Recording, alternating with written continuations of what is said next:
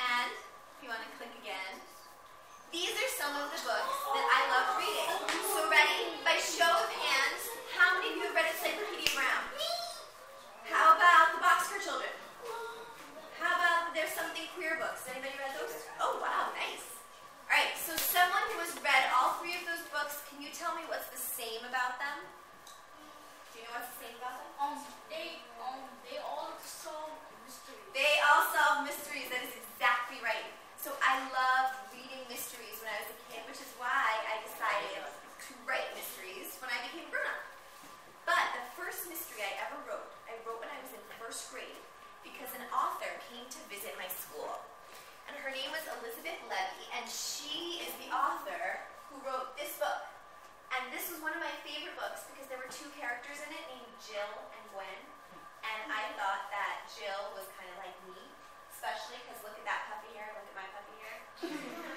So when she came to my school, I wrote a mystery for her. And if you could click, she wrote me back a letter. And I brought the letter to show you. And this letter is more than 20 years old. That's crazy, right? So in this letter, she wrote me a lot of things. And one of the things she wrote was, I hope you keep writing all your life. I think you're off to a wonderful start and have a lot of imagination. So I kept this letter. Can you see that little dot in there? Yeah. It has a push pin in it usually, and it hangs on my bulletin board. So if I'm ever writing and I'm having trouble, and it's hard, because sometimes writing is hard, I look at this letter from Elizabeth Levy and I think, well, she told me to keep on writing. I should keep on writing. It was a few facts about these books. So, is there anyone who's read this book who can tell me what the main character's name is? Ronald, what's his name? Alex Flint, exactly. And what about his friend? Does anybody know what her name is? Do you know? Her name is Gina. Gina, exactly.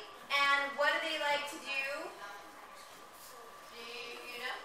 Solve mysteries. Solve mysteries, exactly. All right, so we know all those facts going in. Now, when I go to schools a lot, I visit a lot of kids and I talk about books, and they always ask me a couple of questions. So I put together a PowerPoint here, and I wonder if maybe, can this light get turned off without the other ones getting turned off, or do they all go off together? Oh, Here we go. amazing. So, they always ask me a few questions, so I put together a little PowerPoint here. So I'm going to talk, but you guys can look up there. And the first question everybody asks me is, what were you like when you were a kid? So, I brought you guys a picture. You guys are in second grade, right? So next year you'll be in third grade? All right. That's me in third grade. So if I was in your class next year, that's what I would look like. Now, how many of you have been to the Bronx Zoo? Wow, almost everyone. So that was me in the Bronx Zoo when I was in third grade. I was pretending to be a snail. Great. So, you know what? I'm going to give everybody a chance to ask questions after this. So if you have a question, just try and remember it, and then at the end, I'll ask whatever questions you want, all right? So, I love pretending to be things like snails, and I think pretending and writing are really similar, because you can either pretend to be a snail, or you can write a story about being a snail, and it's kind of the same thing. So, in addition to pretending, another thing I loved to do when I was little is write. If you want to click. I brought you guys the very first book that I ever wrote. So I was 3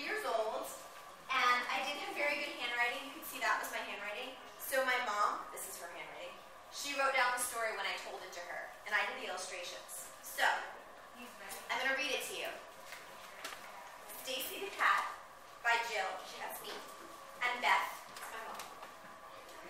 Stacy the cat. A fat cat sat on a mat.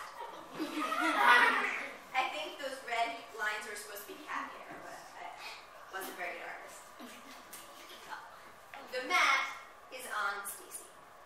I think the red part's supposed to be the mat. Pat Stacy the cat. If you pat Stacy, you will turn into a mat. Does that make any sense? No, right? Poof. Now you are a mat. So get out of here. Chris is going to introduce our guests. Listen up. This is Jill Santopolo, and we read a book written by her a few weeks ago. Welcome to LPBV. Thank you. All right. Thank you, Ron.